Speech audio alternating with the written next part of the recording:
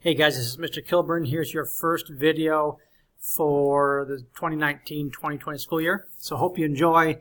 It's just going to be a brief intro into scientific notation, what we're going to talk about here for a little while. Not a super long time, but you might enjoy it a little bit more just because it's got a little more real-world feel to it. And so students like that when it can apply what's going on in the outside world to what's going on in math class. So here's what scientific notation looks like. Okay, it looks like, bring up a pen here. It looks like this. Okay, that's why I put this on the screen. Okay, 2.5 times 10 to the 5. What does that mean? Well, first of all, the 2.5 is the coefficient, and that number is always some number that's between 1 and less than 10. Okay, so it's got to be greater than or equal to 1 and less than 10. And the exponent is going to be positive or it could be negative. It's going to be positive for describe something big and negative to describe something small, just like our laws of exponents. So the reason we use scientific notation is because it's much simpler to use scientific notation when writing really big numbers or really small numbers rather than write them out in standard form. So here's what I mean. You'll find that it's probably quicker and easier to write 2.5 times 10 to the 5 rather than 1, 2, 3, 4, 5. There. So that's 250,000. Okay? Now that might not seem like a big deal, but say this wasn't a 5, say it was a 23. Okay? And now you're reduced to having to write down 2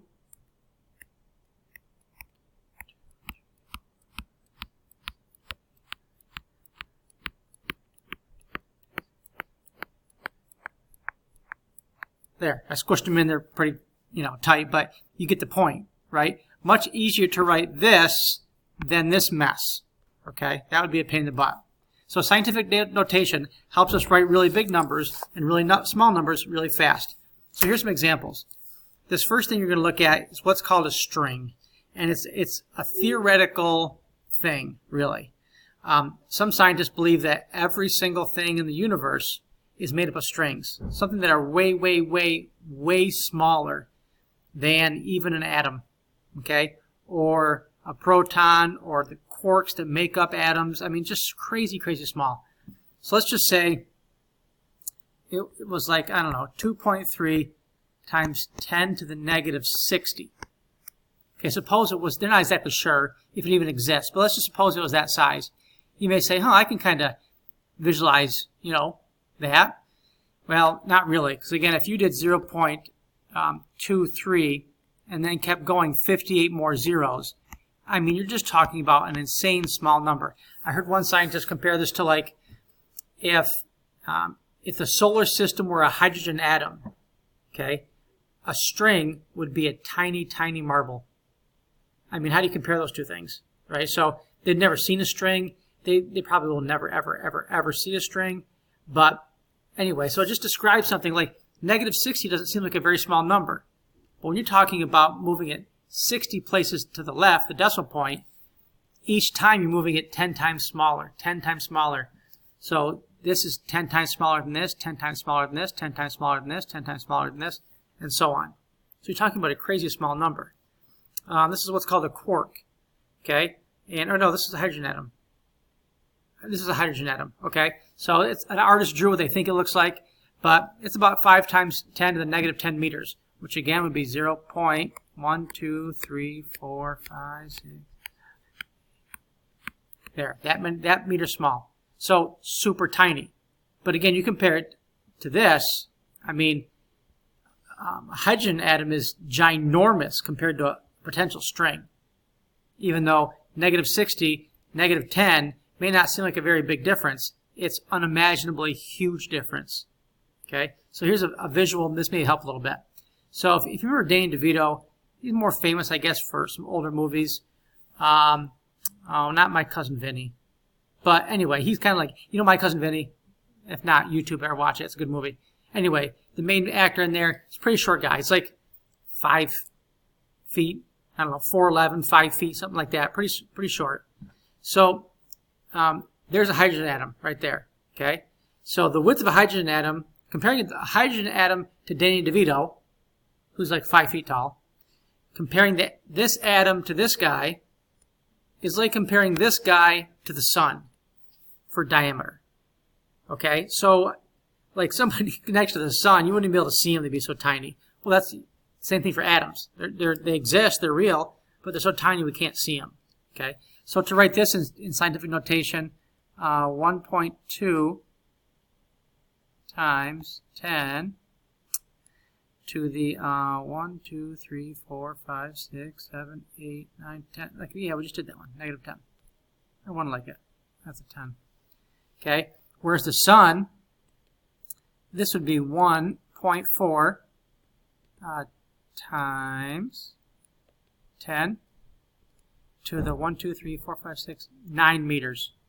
So you may say, yeah, but 9's not a very big number.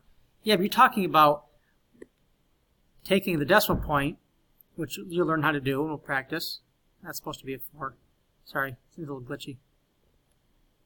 And move it 9 places to the right. Okay, massive, massive big. What a grain of salt.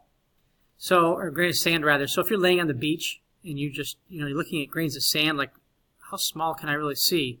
Well, the smallest possible one, you probably can't even see it with without a microscope, but 0.0625 millimeters, which in scientific notation we would write as, let's see here. I'll try writing it with this pen here, see if this helps. Nope. No, come on. Sorry. 6.25. I was multiplying by some factor of 10, and then negative 2. The reason it's negative 2 is because I move it 2 places to the left like that. Again, we'll practice this stuff, but I just want you to see. So that's about the size of a tiny, tiny, tiny grain of sand in scientific notation. Super tiny. Basketball. Excuse me. Oh, hang on. How do I get rid of this?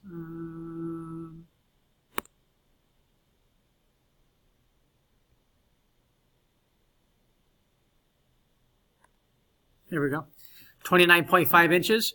So in scientific notation, I'm going to stop drawing here in a second. 2.95 times 10 to the 1 inches. Again, I would move it 1 place to the right here because the exponent's a 1. 29.5. A man Hulk. So he's, I don't know, 3 meters high. I don't know, 9, 10 feet, something like that. So 3 meters, you could simply write as 3 times 10 to the 0. Okay?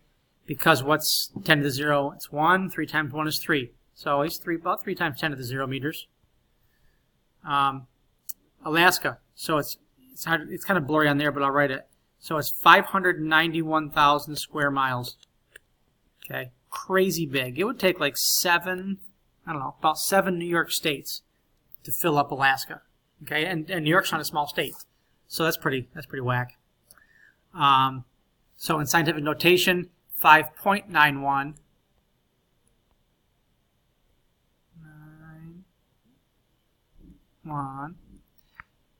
times 10 to the 5th.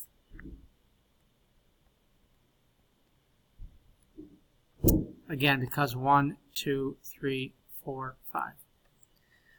Next, that's the last one. Last one, okay? But again, look at Alaska here. I mean, that's crazy how much. Okay, so it would take, I don't know, you could fit 1 here, say 1 here, 1 here, here. I don't know. You can spread it out there. So like maybe 7 Alaskas to fill up the whole lower 48. Just give me an appreciation for just how crazy big that is. Yeah, it would take actually probably more than 7 New Yorks. There's New York. Okay, if you took that, brought it over, come on, brought this over here. 1, 2, 3, 4, 5, 6, 7, 8. I don't know, maybe 8 or 9 Alaskas, or 8 or 9 New Yorks to fill up Alaska. Anyway, so it's just a brief intro to scientific notation. Again, the reason we use it is it helps us describe things that are really, really big, really, really small, numbers that are just you talk about universe size stuff or subatomic size stuff, rather than write out 10, 20, 30 zeros, we use scientific notation, and it's just easier to work with. Whether we're adding, subtracting, multiplying, dividing, things like that, we use scientific notation. There you go. There's your first video. Hope you enjoyed it. Many more to come without maybe some technological glitches, and we'll keep it real. Take care, guys. Have a great day. Bye.